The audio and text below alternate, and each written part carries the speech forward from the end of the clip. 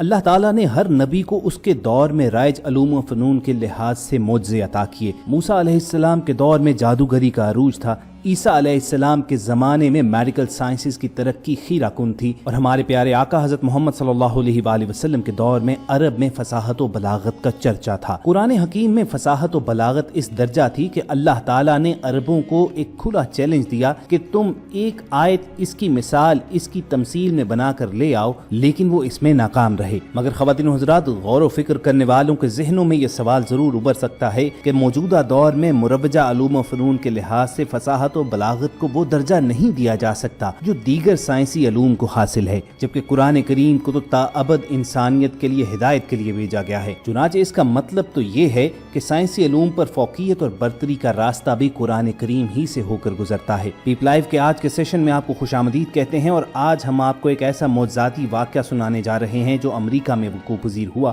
جہاں ایک بچے کی پیدائش کی وجہ سے چند امریکی ڈاکٹرز نے اسلام قبول کر لیا۔ ان غیر مسلم ڈاکٹروں کی نظر سے کون سا ایسا مشاہدہ گزرا کہ وہ دین حق پر ایمان لے آئے، تفصیلاً آپ کو بتائیں گے، لیکن ویڈیو کی شروعات سے پہلے آپ ریڈ بٹن پر کلک کر کے اور بیل آئیکن کو پریس کر کے پیپ لائیو کے سبسکرائبرز بننا مت بھولیے، تاکہ ایسی انفارمیٹو ویڈیوز آپ کو فیوچر میں بھی ملتی رہیں۔ دوستو، ہم سب کا ایمان ہے کہ قرآن حکیم کتاب رشد و ہدایت بھی ہے اور حکمت کا خزانہ بھی۔ اسے سمجھ کر مطالعہ کرنے سے دنیاوی مسائل کو حل کرنے کے لیے عقل و شعور حاصل ہوتا ہے۔ ہاسپٹلز میں بچوں کی پیدائش اور بسا اوقات بچوں کی تبدیلی پر جھگڑے بھی ایک عام سی بات بن چکی ہے، اگرچہ آج کل تو ڈی این اے ٹیسٹ کے ذریعے ایسے جھگڑوں کو نپٹانا بہت ہی آسان بن چکا ہے، مگر قرآن مجید نے اس پیچیدہ مسئلے کا حل بھی غور و فکر کرنے والوں کے لیے 1400 برس قبل ہی پیش کر دیا تھا، اور اس حقیقت پر غور و خوض کرنے کے بعد امریکہ میں موجود غیر مسلم ڈاکٹر بھی قرآن مجید کی حقانیت کا اعتراف کرنے پر مجبور ہوئے۔ امریکہ کے ایک ہاسپٹل میں ایک ہی رات میں بچوں کی ڈیلیوری کے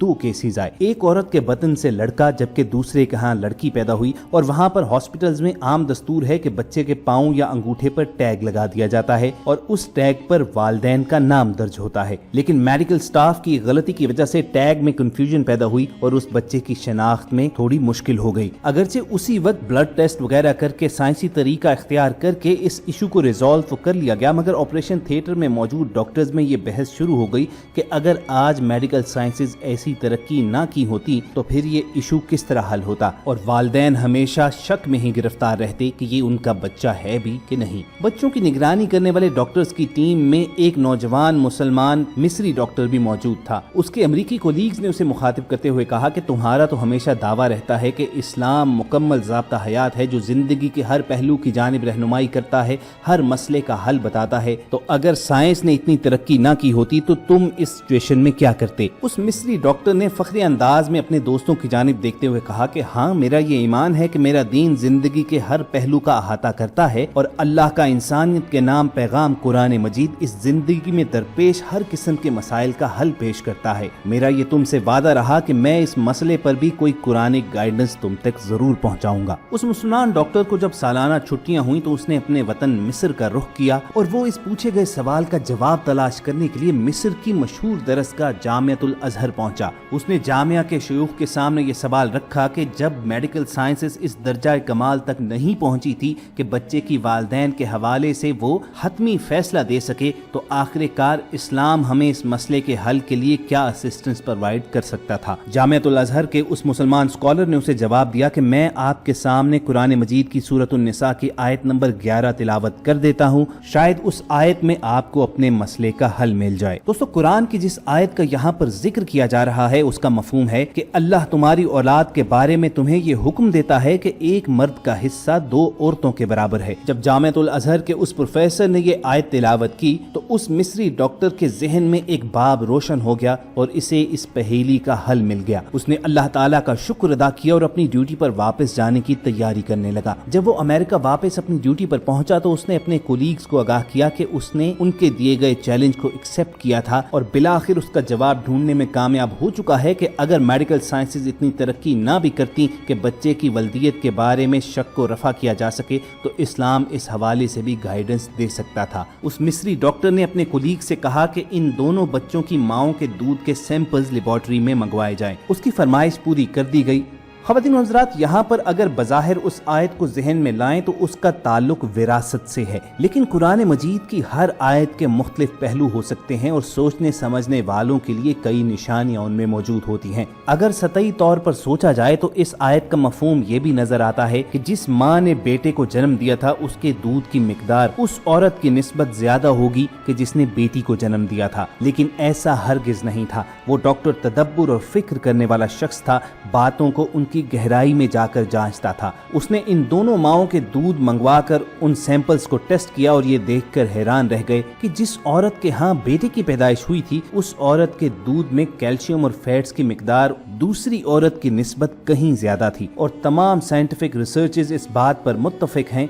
कि मर्द को कैल्शियम, फैट्स और दीगर कुदरती अज्जा की मिकदार औरत की निस्बत ज्यादा चाहिए, और गोया कुदरत ने रोजे अव्वल ही से इस चीज का इंतजाम बदरजा उत्तम कर रखा है। उस मिस्री डॉक्टर ने फख्र के साथ अपने तमाम अमरीकी दोस्तों के सामने इस आयत का तर्जुमा तिलावत किया और साथ ही लेबॉर्ट्री की ये रिपोर्ट्स उन्हें दिखाई, और वो भी इसे देखकर दीन हक की इस बात से मुतासिर हुए बिना न रह सके कि ये एक ऐसा मुकम्मल मजहब है जो साइंस की ऐसी खीराकुन तरक्की से 1400 बरस पहले भी अपने मानने वालों की रहनुमाई कर रहा था। लेकिन दोस्तों, ये इल्म का खजाना उन लोगों के लिए है जो इसमें गौर व फिक्र करते हैं और कुरान में डूब कर आज की जिंदगी के मसाइल का हल तलाश करते हैं। मेडिकल साइंसेज की जितनी भी शाखें हैं, जितनी भी टेक्नोलॉजीज हैं, जैसे एम्ब्रियोलॉजी, सोनोग्राफी, अल्ट्रासाउंड, ये तो आज की इजादात हैं, लेकिन माँ के पेट में बच्चे की डिफरेंट स्टेजेस के हवाले से कुरान करीम की सूरतुल मोमिनून की आयत नंबर 12 से 14 में ये तमाम हालतें बयान कर दी गई हैं। और आज तकरीबन 1500 बरस के बाद साइंस इस बात की तस्दीक करती है